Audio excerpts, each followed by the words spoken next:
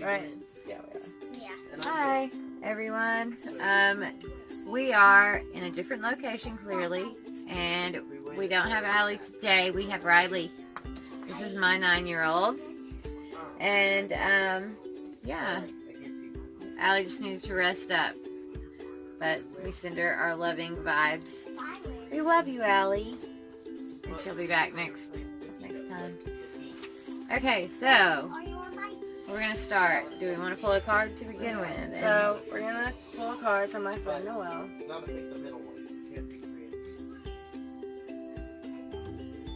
Ooh, cards. Hi, Noel. He's been my Facebook friend for a few years.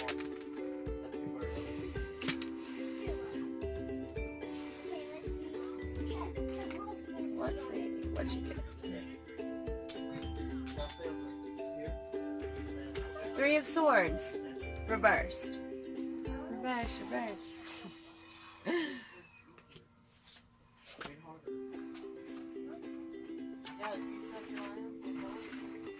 No, it's just I'm good at playing football. I can get like 80 kills. I'm bad at it. What's that have on it? Three of Swords. What's this? Alright, the 3 of Swords. This never predicts heartbreak, but it can warn you to be aware of someone who seems too good to be true. You should use your head and logic if you're being emotionally pressured or manipulated. Learn to say no to unreasonable family, friends, and colleagues. Watch that others do not drain your finances or persuade you to lend them money, or that you enter a deal just to please someone. This is a sign that it is good to go ahead with a study or training program or a new job. Watch those who are nice to your face but may be gossiping or spreading rumors. This is an excellent card for any surgical or medical intervention. Well, that's good. That's like the physical. I know on my cards it's like a heart with 3 swords through it. On what? Mine is a beet with 3 swords through it. Why would you Turnip, play a beet. But it's the shape of the heart. That's true. So, we also are going to have to pull a card for our brother Caleb. And he's been going through a hard time. You should pull this one then. Ha. Ha. Sure He is can. part of our tribe. Hi, Caleb. Love you. So, this is going to be a good one. Oh, we love you. This is the world, and it's not reversed. We didn't know, so that's... Look, he's got the whole world. This is my favorite. It is a good We one. love you. It's And it's pretty very self-explanatory. It's very astronaut-y, though. Look, like just Just thinking like about him. holding the world. It's cool. Okay, I'll bring you back in, okay? Oh, here's one of Caleb's clovers in my book. That's synchronicity. We're gonna touch on that. Yeah, this whole episode's full of them. Let's see. Oh, okay. The world. The world is a card of anything is possible and of expansion in every way. Whether in business or trying new interests and in social groups, travel is especially fortunate, particularly long distance or making a long-term or long-distance house move. It's okay, bro. Oh, I'm gonna Oh. cry. So he's been You may have to contemplating something. relocate or look further for an ideal opportunity. Everything is coming to fruition. The world suggests an unexpected chance to travel, or if you're in business, to benefit from overseas Yeah, and maybe internet she'll- connections. I'm loving Invitations and offers pour in. The only downside of the world is living the dreams of others and abandoning your own, even with the best of motives. We love you, and I don't think we should elaborate much. You know what it means, and you know what to do. We love you. Wow, we couldn't make that happen. We're not that good. So we also have these cards from the kits that I got Allie and Taylor. From last week, we read one of the quotes to meditate on, and then the affirmation cards. So, You go with the first lead with that. We each have okay, two. and this is a quote to meditate on. Oh, hi. Overcome anger by non-anger. Overcome evil by good. Overcome the misery by giving. Overcome the liar by truth. The Buddha. Buddha. So on this bracelet, I have an symbol for Buddhism, and I also have a cross. And I was raised a conservative Christian, and that particular, that overcome evil with doing good, Romans 12:21, it says, do not be overcome by evil, but overcome evil with good. So that's one of my favorite things about religion, is when I find those synchronicities. Buddha said something that the Bible said, and that's, I believe, to be a universal truth. You know, the way that you beat evil is with good, like Jesus, like Buddha, like. Do you want to read one of your affirmation cards? And then I'll tell you what synchronicity means, because you might, like, you're gonna hear us say it a lot. Right, we're gonna get through this one and say it one more time, probably, or a couple more. This one. Nope, this one. This affirmation, of course, an affirmation is something that you can tell yourself over and over and over throughout a day or a period of time, and it helps you to believe it. Anyway, it says all things work together for good, and that's also... Where's the remote for the TV? 1 second. So, one more time, what's it say? All things work together for good. Right, so Romans 8:28 says, we know all things work together for the good of those who love him.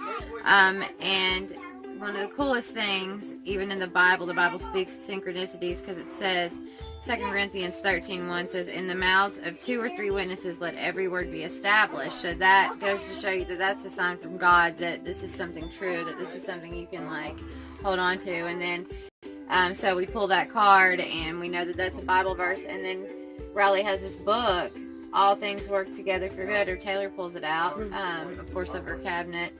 There's also a clover on it. Right, Point that out. Caleb. 444. God will use this for good, and it's Max Lucado surviving the mess of life. And Max Lucado is a big Christian writer. Even just did some children books. But yeah, so there's another synchronicity there, and that's, I call that a universal truth when I find it, and I see that God's big enough to be in all these things. I heard this thing, it said, once you, something about, once you see God in everything, I don't know, something like that, where it's like, once you see God in everything, you'll start seeing Him in everything, or something. Yeah, like you Something can't, like once that. you start noticing Him, it just doesn't stop, like. And then you'll get the signs after signs after signs after signs that you're... Yeah, and the Hopi Indians believe when you see those synchronicities. Kurt taught me that. When you see those synchronicities, that's a sign that you're on the right path. Speaking of Kurt, when he came by the last time, I noticed he had a similar tattoo. And I did not know if he listened to Nako. Synchronicities. Shout out to Nako, don't know. Copyright to Nako, don't Yeah. know how that works. But I met him, so that means something. We love you. I hugged him and he smells very like cocoa butter or something.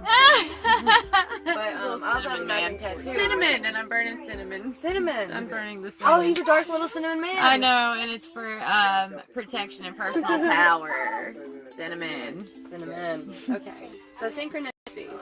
Synchronicities is a concept first introduced by psychologist Carl Jung, which holds that events that are meaningful coincidences, or that occur with no casual relationship yet seem to be meaningfully related.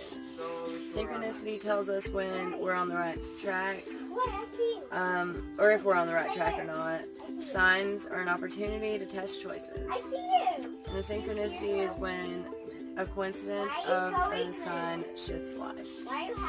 So it's like, you know, all these things line up, and you know that you were on the right path. Someone told me that your higher self sets up reminders. your It's whole a life. Buddhist belief. You told me. I know, Yeah, I it's know. a Buddhist belief, and it makes a lot of sense. It does. That deja vu, all that stuff. Right, it explains a lot of reoccurring things. dreams. Yes, and that's where we We're have dreams. based on that. But You want to do one more year? even David had dreams in the Bible. Like, Oh yeah, the Bible says that your young men will dream dreams and have visions. That if that's not talking about whatever this new age psychic belief is, you know. Yeah, all things work together for the good of those who love God. What? We're gonna do our other one in 1 minute. Yeah. So here's another quote to meditate on. When you check your own mind properly, you stop blaming others for your problems. You recognize that your mistakes or your mistaken actions come from your own defiled, deluded mind. Lama Bubten Yishi.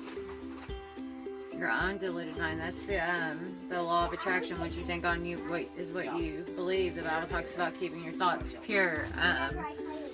You know, if you can, what you focus on, and then also your karma. You know, whatever. If your mind's polluted and you do all these bad things, you're gonna sow things. Things will come back bad. My last card. I am always learning. One of my very favorite quotes is, "Be humble, you could be wrong." Right? And then Michelangelo said this at 87 years that he was still learning. And I think being humble, you can always learn. You never know everything. I think that's a big thing. There's no way to know everything. And honestly, I don't want to know everything. But we were talking about how much we also learn from each other. And synchronicities with me and Riley. And that we've been put in some very similar situations recently. That only exact same situation at this exact same age. It's just cool how you can learn from children. And you just posted that. You just posted that on Facebook today or something, or yesterday. What you learn from it. Yeah, they're not clouded with the ego or the insecurities that you develop over growing up. Right, that childlike faith, man. You know, let the little children come to me. Faith of a mustard seed, because you guys still believe in wishes and magic. And then you should though, because it's the real. Only way to see it is to believe it. Yes, and it's very sad to let that go away. Really. You can't create anymore. People say that your imagination's a bad thing, and that's horrible. That's a tool to create with, We have to be able to imagine to survive. Yes. We need to talk about the dreams. We do. There we go. Okay, so about dream symbolism, a friend of ours, there was a man waiting outside of a restroom in her dream. It was a public restroom. She had a dream and she said, "It's funny that you're waiting outside that public restroom." So we investigated a little, and bathrooms in dreams signify an instinct urge to cleanse and purify yourself. A bathroom is a place where you can release some of your negative burdens and feelings. A bathroom is also a private place or space that can be hard to use if the condition is incorrect. So if the situation you're in is uncomfortable in any way, and could be better, a different way, it's a private space. But a public bathroom would mean that you're holding back your true feelings about something. Perhaps you're waiting on the right moment to unleash the truth and negative emotions that you have been bottling up. I think there's a lot to be said with dreams and dreaming.